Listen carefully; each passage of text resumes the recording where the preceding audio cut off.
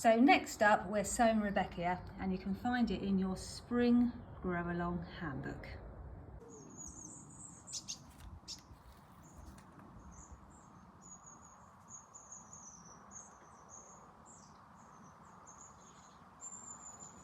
So next we're going to sow Rudbeckia. Now Rudbeckia is technically a short-lived tender perennial, so it grows much more slowly than some of the other annuals. So much so that the pot stocks that we sowed just a few days ago will have grown and bloomed and be over by the time the Rudbeckia are ready to be planted, which makes them ideal pot companions. So we'll sow and grow the pot stocks first, and then by the time they're ready to be replaced, the Rudbeckia will be in their prime. I think the time has come to ditch the pot stocks. You could leave them for a bit longer if you wanted to, deadhead them, but I would prefer to put something fresh in its place. It literally takes minutes to clear this pot. There we go. This is taking me literally a matter of minutes, and that's even with messing about doing videos. I thought you might like a little update on the Rudbeckia pot. Look at it, they're all starting to bloom. All the flowers are different. Look at that, and they are absolutely reveling in this heat. Shall I turn my phone? Are you ready? Look at that. It's only going to get better. Absolutely fabulous.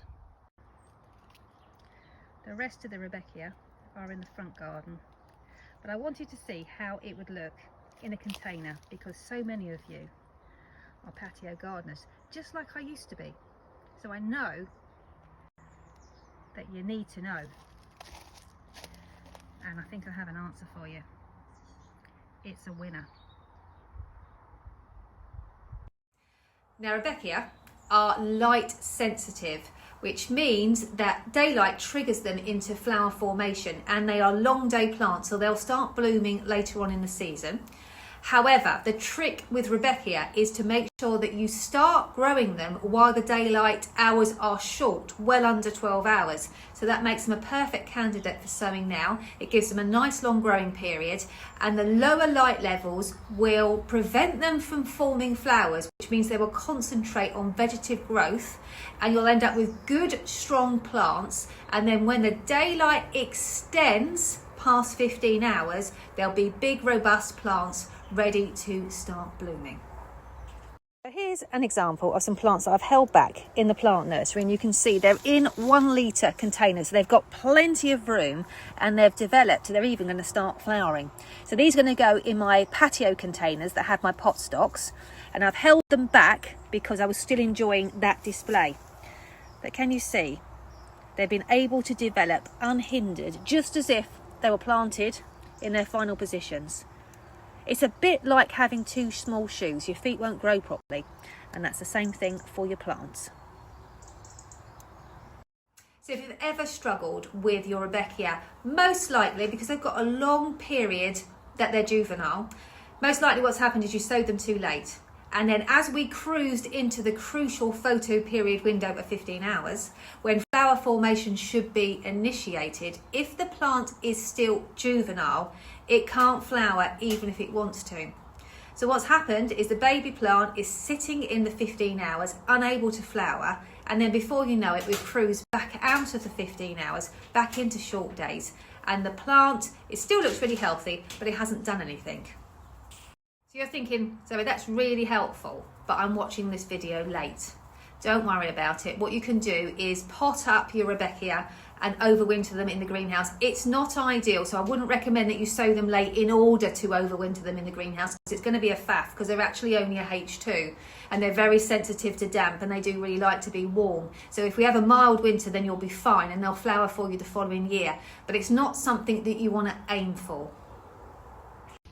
So these are our Rudbeckia seeds. They're quite distinctive looking. Can you see? They're like little filings, don't they? And they need light for germination, so you just want to sow 1 seed per cell onto the surface of the compost. The germination is absolutely excellent. We have got the exact same seeds. So you should get really, really good results. Where did I go? Here? I'll have to watch my video back now, won't I? Oh well, never mind. I can always separate them if we get two in the same cell. So in a second I will water the tray from underneath. Don't forget your label, and a clear propagator lid to keep the environment warm and humid.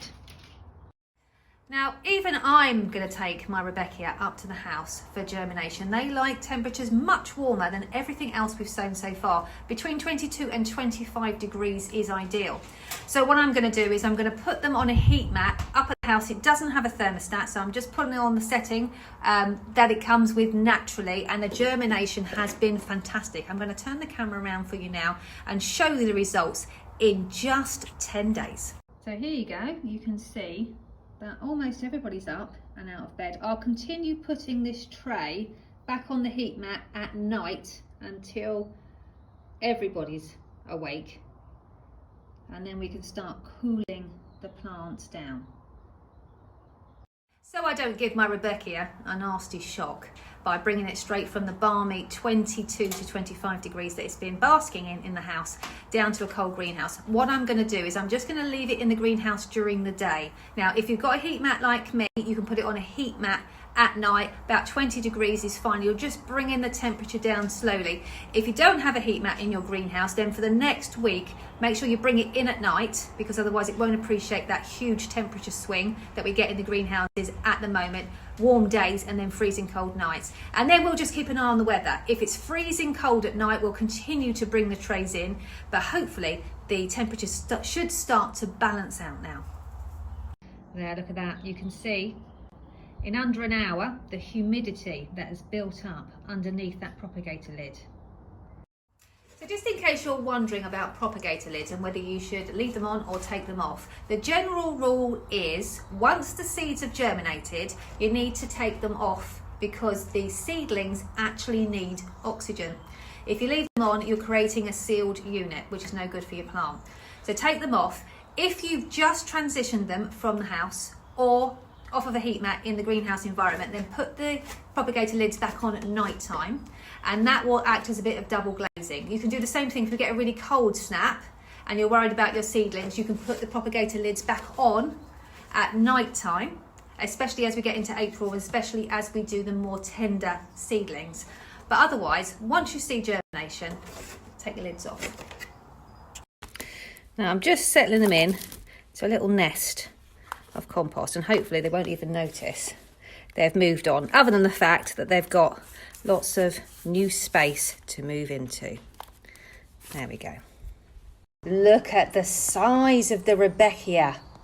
We sowed these together and they have done so well in the warm greenhouse. So you can either plant them out in the garden, harden them off first please, or if your beds are a bit like mine and still full up, the alliums haven't even started to flower yet, if they're still full, then just pop these up for now, and then they'll be ready to slot in when we get a space later on for some late summer colour.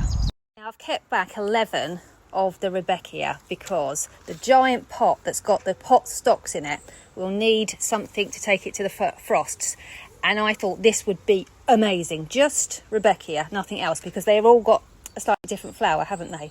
So I think that's going to look incredible. So if you've got some Rudbeckia and you want to put them in a pot, we can do that together in a few days' time. This pot just keeps getting fuller and fuller and fuller. What a massive success that's been.